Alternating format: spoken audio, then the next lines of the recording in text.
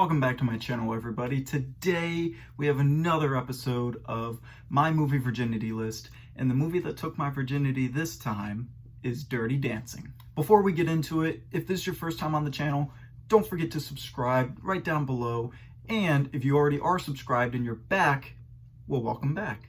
I had never seen this movie before, which is obviously why it's on this list. There was only a couple things I knew about this movie ahead of time.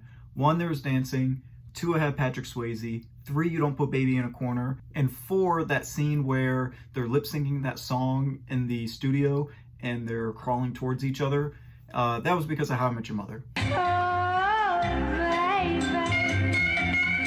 It's Dirty Dancing. It was on last night. No, it was 2 nights ago. Damn you, Swayze!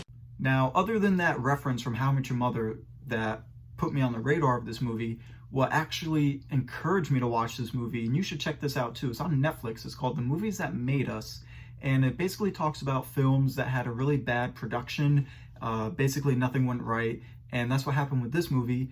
And when I watched it, I'm thinking, wow, like, you know, this is such a beloved movie, and it almost didn't get made onto the screen. And so that's what kind of encouraged me to go ahead and watch this movie finally. So this movie is from 1987, and it's from director Emile Ardolino. It stars Patrick Swayze from Red Dawn, Roadhouse, and Point Break, and Jennifer Grey from Ferris Bueller's Day Off and Red Dawn.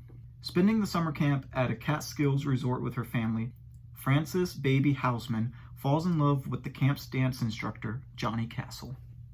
And yeah, that plot is pretty much spot on. There's really not too much to the story. Girl goes to summer camp, girl falls in love, and there's a couple speed bumps in between. One of those speed bumps being a abortion plot. Now, I'm not here to talk about the issue of abortion, but what I am going to talk about is the plot itself. Whether you agree or disagree with abortion, that's not the point. Really, it didn't really need to be in the movie. And in that documentary that I saw on Netflix, the studio tried to push the writer to take that out of the movie, but it was already too late, so I had to stay in.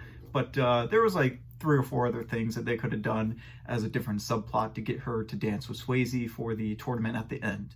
The movie sits at a 140-minute runtime. As much as I need to pick up on some of those moves because I'm terrible at dancing, it could have been just a little bit shorter. Not by too much, but maybe around 5 or 10 minutes could have been cut. 10 minutes at the very max. Another negative that I noticed was the romantic connection between Baby and Johnny. I know that Johnny had this mentality of those types of people that visit his resort as being kind of snooty and stuff like that. And, you know, he had his drama going on with the chick and her baby. You know, everyone knows that Baby and Johnny were going to end up at the end together. And I'm sitting there waiting for that romantic connection to spark. And it never really did. I felt like it took longer than it should have. Let's talk about some of the positives. The dancing. Did I pick up a couple moves? Yes. Can I do the moves?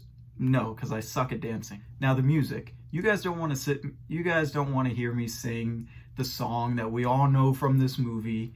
I'm not going to do it, but the music in this movie was spot on. It's not supposed, even though the movie was made in the 80s, it's not supposed to take place in the 80s. So they do some old tunes, and the one at the end, the famous one at the end,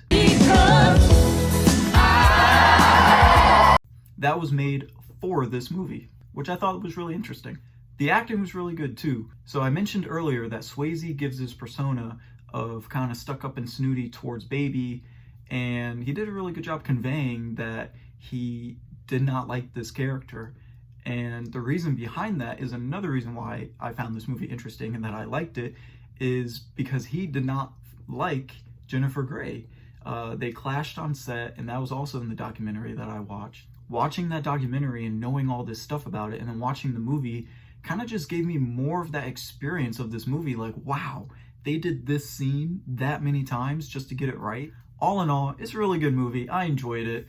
The positives outweigh the negatives. It's something that I would watch again. It's one of those movies in a bin type of movies where if I see it in a bin for like 5 or under, I would probably pick it up. What do you guys think about Dirty Dancing? Have you seen it before? Have you not seen it? Don't forget to comment, like, and subscribe. And before we go, nobody puts baby in a corner. Come on, I had to end it with that quote.